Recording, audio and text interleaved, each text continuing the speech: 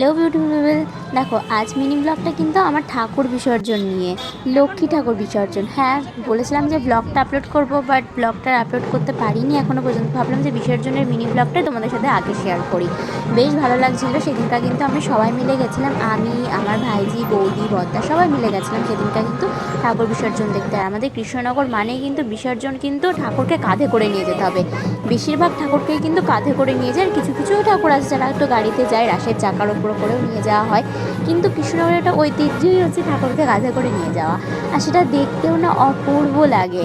মানে এটা একটা রীতি আর নীতি যে প্রত্যেকটা ঠাকুরকেই কিন্তু, বেশিরভাগ ঠাকুরকেই যে কাঁধে করে নিয়ে যাবে, আর সামনে যাবে ঢাকের তালে, বেশ ভালো লাগে। আর আমাদের এখানকার না সবথেকে বেস্ট হয়েছিল এই যে অলক্ষ্মী ক্লাব, অলক্ষ্মী ক্লাবের যে পুজোটা হয়, এই ঠাকুরটাকে তোমরা দেখতেই পাচ্ছ। ঠাকুর যেমন অপরূপ সুন্দর, তেমন তার সাজ, আর তার সাথে সাথে কিন্তু ঠাকুরকে কাঁধে করে নিয়ে যাওয়ার যে ব্যাপারটা, এটা দেখতে অপূর্ব লাগছিল। আর তারপরে কিন্তু ইচ্ছা হলো, বেরোলাম যখন একটু খাবো, তাই ওখানে কিন্তু একটু চপ বিক্রি হচ্ছিলো, আর খেতে ইচ্ছা করছিলো চিংড়ির চপ। যদিও বা আমি সচরাচর তেলে ভাজা জিনিস খুব একটা খাই না, কিন্তু তাও দেখে আর লোভ সামলাতে পারলাম না, ভাবলাম চলো খেয়েই নিই, একটা দিন তো কী আর হবে। আর এদিকে খেতে খেতে কিন্তু ঠাকুর বিসর্জন দেখছিলাম। দেখো বেশিরভাগ অনেক ঠাকুরকেই কিন্তু বেশ কাঁধে করে নিয়ে যাওয়া হচ্ছিলো। আর তারপরে কিন্তু চলে গেলাম সিদ্ধেশ্বরী কালীবাড়িতে। আমি যেখানে যাচ্ছিলাম মানে ঘাটের ধারে, যেহেতু একদম রাজবাড়ি থেকে আমাদের খোড়েঘাট অবধি মানে জলঙ্গি নদীতে যাওয়ার যে বিসর্জনের যে রাস্তাটা, এটা একদম সোজা রাস্তা, তো সেখানে আর কি হেঁটে হেঁটে যাচ্ছিলাম জলঙ্গি নদীর ধারে। আর যেতে যাওয়ার পথেই কিন্তু সিদ্ধেশ্বরী মায়ের মন্দির, তো যাবো আর মায়ের মন্দিরে ঢুকবো না, এটাই কখনো হতে পারে। তো যাওয়ার পথে একবার ঢুকে নিলাম, মায়ের সাথে একটু দর্শনও হয়ে গেল, বেশ ভালো লাগলো।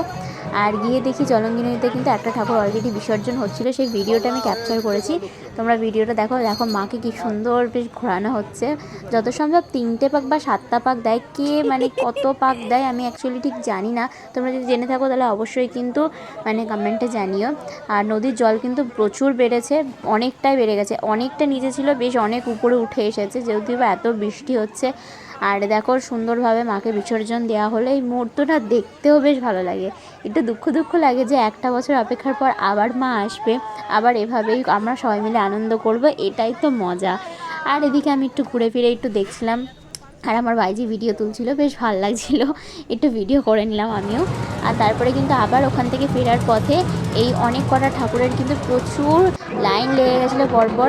আর এদিকে কিন্তু ঢাক নিয়ে সবাই ছুটছে একদম মাকে নিয়ে, বেশ ভালো লাগে। এটাও কিন্তু কাঁধেই ছিল নবোদয় ক্লাব, এটাও বেশ ভালোই লেগেছিলো। মাকে এত সুন্দর, প্রত্যেকটা ঠাকুরের মুখ যেন সুন্দর। চলো টাটা।